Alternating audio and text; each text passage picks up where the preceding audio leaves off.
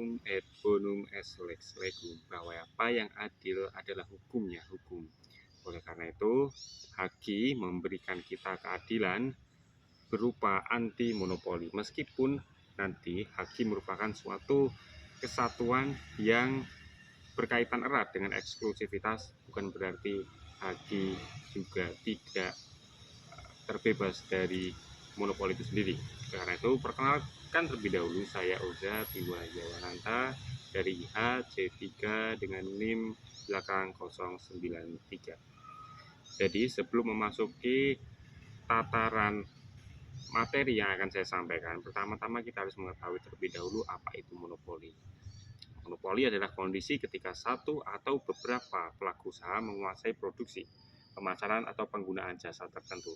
Monopoli dapat menimbulkan persaingan usaha yang tidak. Dasar hukum dari pelarangan monopoli atau anti monopoli terdapat dalam Undang-Undang Nomor 5 Tahun 1999 tentang larangan praktek monopoli dan persaingan usaha tidak sehat. Iklim usaha yang kondusif, menjamin kepastian kesempatan berusaha yang sama, dan menciptakan efektivitas dan efisiensi dalam kegiatan usaha. Pada intinya, Undang-Undang tindakan dari kelompok-kelompok pelaku usaha yang menguasai suatu pasar tertentu. Karena dengan posisi dominan mereka, dapat menggunakan kekuatan untuk berbagai macam kepentingan yang hanya menguntungkan pelaku usaha itu sendiri. Menurut Dr. Bambang Kosowo, SHLLM, staf pengajar Fakultas Hukum Universitas Gadjah Mada, menyebutkan eksklusivitas yang melekat pada hak kekayaan intelektual tidak dapat. Sifat eksklusivitas tersebut hanya sebatas untuk melakukan tindakan tertentu dan bukan untuk membangun kekuatan monopoli itu sendiri. Oleh karenanya, dalam Undang-Undang Nomor 5 Tahun 1999 tentang larangan praktik monopoli dan persaingan usaha tidak sehat, hak kekayaan intelektual termasuk dalam pasal yang dikecualikan. Mengapa demikian?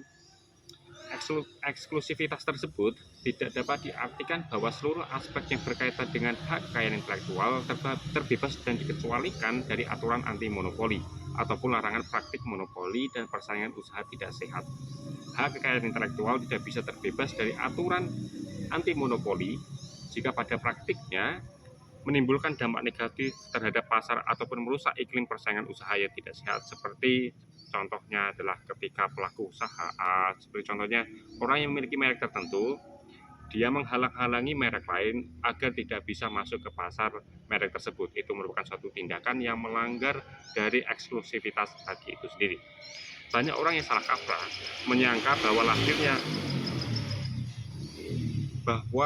lahirnya hak eksklusivitas dalam lingkup hak kekayaan intelektual seolah-olah secara otomatis melahirkan pula praktek monopoli dan perilaku persaingan usaha tidak sehat. Padahal, pisahkan terlebih dahulu dari tindakan pengeksploitasiannya. Hak eksklusif hak eksklusif hanya memberikan landasan hukum untuk memonopoli, tetapi sifatnya fakultatif atau opsional. Artinya, kalau pemegang